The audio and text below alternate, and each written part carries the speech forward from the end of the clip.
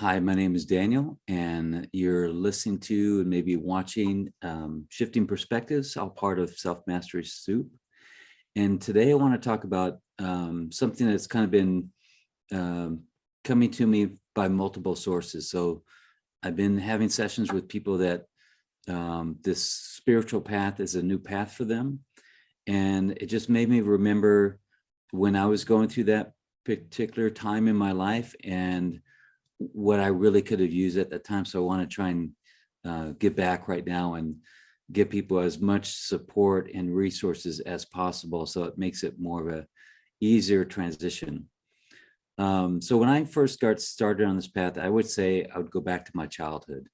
When I was a kid, I would probably call myself a spiritual kid with not much knowledge or wisdom yet, but just kind of wanted to feel more, experience more, expand more, and I was able to tap into different consciousness, and didn't really know what that meant. I was just being a kid, being me, and then that shut down for a while. But that me back then was very normal, natural way of being, and I would call that more authentic. And that's one I want to kind of plant a seed, is we could replace the word spiritual with authentic. So you might even think that you might even think about this idea that being spiritual is not really being anything, and people call it spiritual. But when I'm, gosh, this is a new thing to talk about this way, because it feels so natural. So how do I talk about something that's so natural in a way that is new to other people? It's an authentic way of being. And part of the problem has been that there's a view of spirituality that's really kooky and that's really woo-woo, it's really out there, that not very grounded. And there is that side of that. But what I've seen for the most part in my life is that people that some people would call spiritual are actually very grounded. They do a lot of research. They look at metaphysics and don't completely give themselves to it, but they look at it and go, wow, that really, I can resonate with that. And that's a term that a lot of people use, is they resonate with it, and they're a little bit more discerning about things.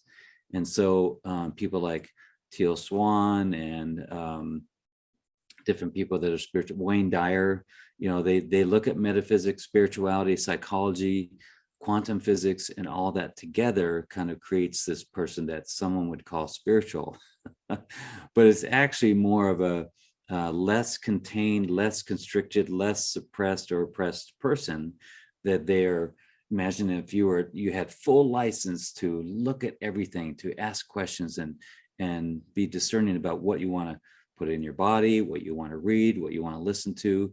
It's what some people would call spiritual. And it's just the way that spiritual people talk about things, that they want to know more, they want to expand, they want to understand things like consciousness and my energetic self, and things that are already backed up by science. So it kind of expands that being into more of a higher, more elevated frequency of consciousness that takes in more, that explores more. So that's kind of my understanding of who I am now. Same way that I was as a kid. I wanted to expand. I wanted to know more, and not knowing more as in knowledge, just expanding more of myself, experiencing more expanded aspects of my being. So when I first started this path, I was lucky enough to have a relationship with a woman that was a bit more conscious than I was at the time. But she was sort of reminding me of who I already was. A lot of these things were kind of coming to me and being taught to me. And it was more like, yeah, I know this. Yeah, right. And I was kind of easy. I was an easy subject. I was an easy student, because you didn't really have to convince me of too much, but I needed to feel like it was safe to let go of the edge of the pool. You know, it was safe to let go of the life preserver, because at the time I had been very technical and around technical people and doing programming work, and that's very much in the head. And so I had developed friendships, and I had developed a personality of my own that was more rigid and rule based and technical. So, you know, you're asking me to kind of let go of that, of something that I'd built up for decades. So I know that, you know, when I talk to people about this path, that there's that underlying fear. What are my friends going to think? What is my family going to think? And that was a big one for me too. Like, oh my gosh, I've got a twin brother, I've got a sister, I've got a mom, and what are these people going to think about, you know, this guy that is changing and is not, don't really know where he's headed with all this stuff. And I was a bit of a wanderer. I went on a 2,000-mile bicycle ride. I lived in a community of spiritual people for 3 years, living in a cabin. Like, what is Daniel doing? And to speak to that, I would say it's a line that comes from Cloud Atlas, the movie. And if you haven't seen Cloud Atlas, watch it at least 10 times. But there's a line in there that Halle Berry is telling Tom Hanks. Tom Hanks is trying to decide his future decision. And Halle Berry, who's playing a journalist, says, you have to do what you cannot not do. And it's just kind of, I feel that, and that's kind of what I was doing. I was just going with what just felt very natural to me. I wasn't trying to run away from anything, I don't think. I was just kind of allowing this natural progression to fall, and more fell into it. I started to feel and experience people coming to me with these experiences, with this wisdom, with these different ideas that isn't really in the mainstream. So you will lose some friends, or what you thought were friends. You may even lose the respect of family. Those are all possibilities. But it just becomes that no matter what, you're going to follow this because it feels good, because it doesn't make you anything more. It doesn't make you enlightened or anything like that necessarily, but it just feels like it's something that is expansive to you. But what I found is that once I really stepped into this with both feet, and I kind of claimed, this is who I am, all my fears about what my family and friends would think of me went away. My family loved me. They didn't quite understand what I was doing because they just hadn't had experience with it. But I never felt like they were judging me or thought I was messed up or anything like that. They just were going, well, he's not really explaining it to us. So, and he's kind of on the side here. And that's kind of how I wanted to keep it, because I was worried about losing their love. But in the end, I always had their love. And they're just those kind of people. I've been lucky enough to have a family that isn't judgmental that way. And they have their own, we all have our own ways of living, and we all love each other. And I've been pretty lucky that way. And I will say that if I had a family that wasn't that way, that wasn't supportive, even though they didn't understand me, if they weren't so supportive and judged me and berated me and tried to suppress this kind of thing, then I'd have to make the decision of what's more important to me. To have I wouldn't even call it the love and acceptance of my family, because that's not really love and acceptance, it's conditional. Or should I take the step of doing something that really feels good to me? So that was something that I needed to contemplate. Do I need that to make that decision? And I was lucky enough to not have to make that decision. But still, it only happened when I jumped in with both feet and I said, hey, this is who I am. I'm kind of this guy, and I'm kind of shamanic and spiritual, and I do ceremony and I do things to expand my consciousness. And I know we didn't grow up this way, and this is something that we all were taught, but for some reason, this is me. So it felt really good to state that, and then get the response back to me. It's cool. We don't really understand exactly all the things that you're doing, but we completely support you. So it was really cool that way. So I want to give the people that are on a more of a beginning path of exploring their spiritual nature, or again, to become more authentic. Um, when you first started, when you were a little boy or girl, you were more authentic. You were more in a space of unconditioned being, and things happened, and you started to become more conditioned to fit into society, or to get more love, or to be accepted in society, and that kind of thing. And you know how that feels. It has felt out of alignment. It feels kind of wonky inside of you. And that's the tough life. If you imagine yourself somehow in the future that you have expanded your consciousness, you feel for some reason more love in your life, you feel happier most of the time, all these things start to kind of manifest themselves. If you take yourself to that place and then look at the old self, that's the tough life. There's this idea that I'm going to go from what I know into this spiritual way of being, or something, or more of a spiritually centered life, that it's going to be this tough thing. But try and go the other way. You would look back at that and go, I cannot. How did I live back there? So I like to kind of play with that idea. It's only because I've gotten so accustomed to living in a way that I'd had to cope with things and how to react with things, and things would hit me and I'd have to react in a certain way. And living a life in more of a spiritually centered or authentic way, those things just don't happen as much, very, very little.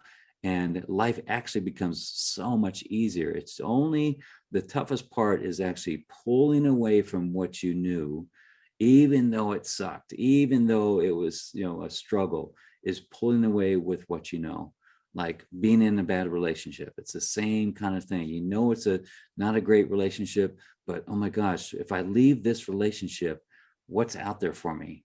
Or it's like there's this kid story about, it's called Jumping the Grate, about these fish that are in this pond, and there's this grate that's pretty high up there, and there's this young fish that's jumping up and looking over the grate, trying to see what's on the other side of that, what's beyond this little pond that we're in.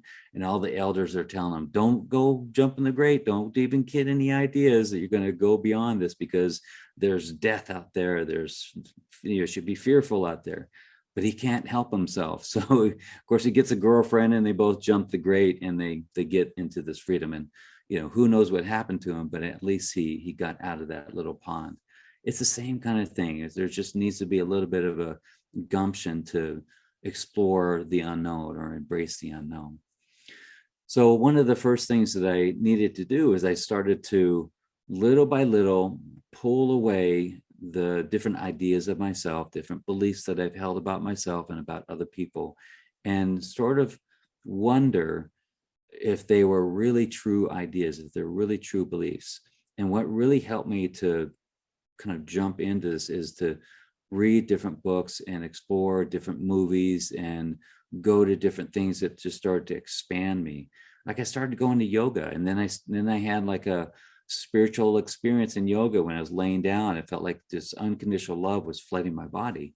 And that kind of really woke me up to, holy cow, there's an energy that I just experienced that I haven't experienced before, and I want more, So I started to do more yoga, just to, what I would say is, wring out my body of stuck energy, so I could experience more of that God energy, more of that expanded unconditional love feeling. And then I started to go to like spiritual talks or satsangs.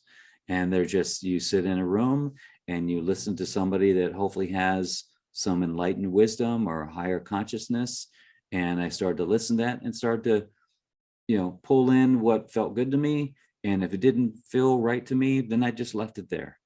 And so I'd take a little bit of this and a little bit of that. And I realized that I had full permission to just explore things. And I read this book called, I think it's called You Are Psychic. And it's actually written by Pete Sanders, who lives here in Sedona. And that was one of the first books that I read. And I started to explore these things. And it's just where I felt so many decades of not being allowed to explore these things. And now I was kind of soaking in all these things, and it was really felt good to soak all that in. So more observation, more expansion, more discovery, and it just started to open me up and open me up. And I really was really determined to not to fall into any religious connotation or any dogma from any of this. There's always that opportunity to kind of drop in over here at this religion or that dogma and those kind of things, or a cult even. And I was really focused on, I really wanted to just stay in myself and not be drifting away like that. That's just something that I wanted to do.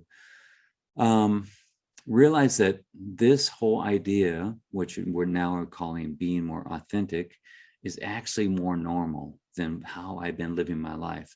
How I've been living my life is a very much judgmental way of being, judging myself, judging other people that, danced around and explored their creativity and their playfulness and played instruments and thought about God, talked about consciousness, talked about energy and quantum physics and all that, I would judge that kind of behavior because I was more contained in myself, that I judged myself. What if I showed myself like that? And there's this feeling of being embarrassed and not getting the love and acceptance from other people. But that's not what I was getting anyway. People really love you and embrace you and accept you when you're authentic. People can really see through a person that is inauthentic, a person that is trying to be so spiritual or that is judgmental or that has insecurities about themselves like I had. People can see right through that. If anyone is even a little bit aware of that, they can see through that and energetically make a decision to not engage too much with that person. And sometimes that other person that is being that way will try even harder to be accepted to that. But it's only when we become more authentic with ourselves and open ourselves up that way that we actually engage in a more intimate way with ourselves and other people. So I covered that this is normal, friends and family. One of the things that new people to this path focus on is what I'm going to lose. So yeah, you're going to lose some stuff. You might lose what you called friends. You might lose what you called family. You might lose judgment. You might lose unhealthy behaviors and ideas. You might lose illness and pain that has been in your body from all this conditioning. You might lose a lot of things, but really what you're going to gain is a life that just keeps getting better. And it's not going to make you a Taoist or a Hindu or anything like that. It's not going to make you a kook. It's not going to make you really anything. It's actually going to remove some things that you thought you were. And that is called liberation. And this liberation is something that feels so good, not to try to become anything or do anything much. It's just more of a relaxing into your own authentic nature. And that's the part that I really got from it, is that it's very liberating in that way. It's very free in that way to just be authentic.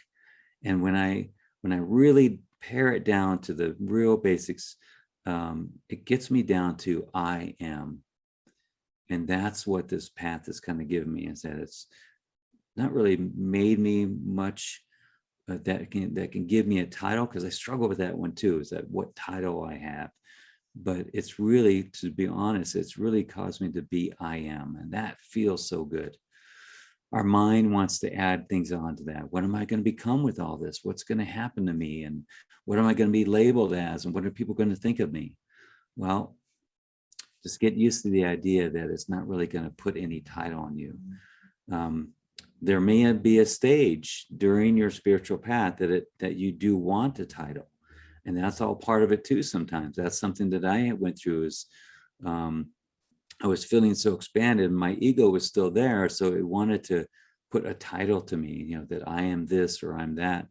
And it was just a part of the path to me and for me. And it's just, and yet another thing that I eventually needed to let go of. And it's okay. It's just, you get excited and you have these spiritual epiphanies and awarenesses, and you want to tell the world that that's all part of the egoic nature, still a part of it. And it's just a very insidious kind of thing that's clamorous to hang on no matter what, even though you're starting to experience this expansion. That egoic self is still wanting to make something of it. But don't worry, it's all part of it. It won't last. If you just keep on this path, even that will drop away, and you'll get to even more of a soul-centered, authentic way of being, where the ego shows up very, very little.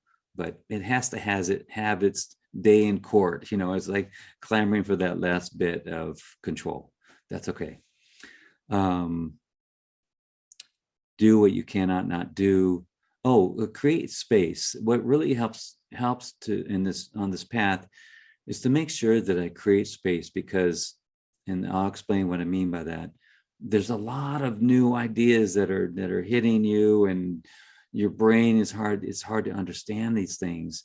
Your heart knows it, your body consciousness knows it, and it's just, wow, it just feels like my whole being is expanding, and your brain, your mind is trying to keep up, but it can't keep up. And it's a bit overwhelming sometimes. So I hear a lot of people say, it's so overwhelming. It's awesome, but it's overwhelming, and it's awesome. It's overwhelming.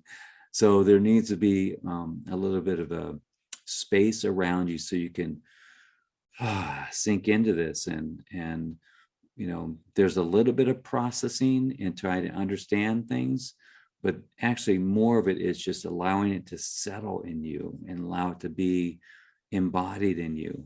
And so there's like, I would say like 40% understanding from the mind and the concepts, and then 60% just allowing it to be in your body, just to be embodied. So there's some space that helps. Like for me, I had 4,000 acres. So it really helped me sink into this. And as triggers came up, that I had that space to engage in self-inquiry, to look at these things. Not everybody has 4,000 acres, but you do have your backyard, your dark closet, go on a vacation, or go to the park, or go somewhere that you can have some space around you. And whenever you need it, it doesn't have to be when there's a trigger or something. Give yourself some space that you could be in your own thoughts and your own opinions about it. So this is just, I would say this is just your path of exploring new ideas, of exploring new ways of being, new forms of consciousness, and you get to decide what feels good to you. And I would invite you to explore things that are expansive. And if it starts going down a road of containing you or some kind of dogma, then you get to be discerning about if that feels good to stay in that. And I've just got some great wisdom from teachers that have just, invited me to follow my heart, keep expansion, keep following my excitement. And that's what's kind of led me to the life that I have now. Question everything, even spiritual stuff. Question what people are telling you, and see if it feels good to you. And you might take on something that I say, and it feels good now, but it doesn't feel good tomorrow. You have full permission to do that. I even have ideas about things that resonate with me now, but I'm an ever-changing being, and I'm, existing in different realities with different consciousness. And I'm sure I'll look back at my life 5 years from now and go, wow, okay, he had that idea about that thing, but that's just where I was at the time. So, and you will speak to and attract people that are in resonance with that consciousness. So there's no end to this journey. There's no final place here. It's just, life just gets better and better and better, and I get happier and happier. And it's less work to be happy. It's less work to manifest good things in my life, and I'll take more of that. And like they say, it's all about the journey, and I'm having a pretty fun time on the journey, which gets me to the next one is stay malleable, stay flexible, allow things to come in and come out of your life if they need to. When we start to get rigid in something, that's when we can get stuck. So I like to kind of keep myself open to new ideas, and ones that even may contradict the ideas that I had before. Especially with what's going on in the world right now. I may have a spiritual idea about something that I'm completely right about this, but I always come back to this. Back here, there's always this thing that reminds me, you don't have all the answers. You don't have all the ins and outs of the situation, what you think is good right now or what you think is bad right now. You don't have the full picture like God, through God's eyes. So you may be going forward on this idea and it feels good to you, feels so even righteous to you, and still you don't have all the ins and outs and what's really happening. So I'm conscious of that, and what may be good for me is not necessarily good for everyone, that kind of thing.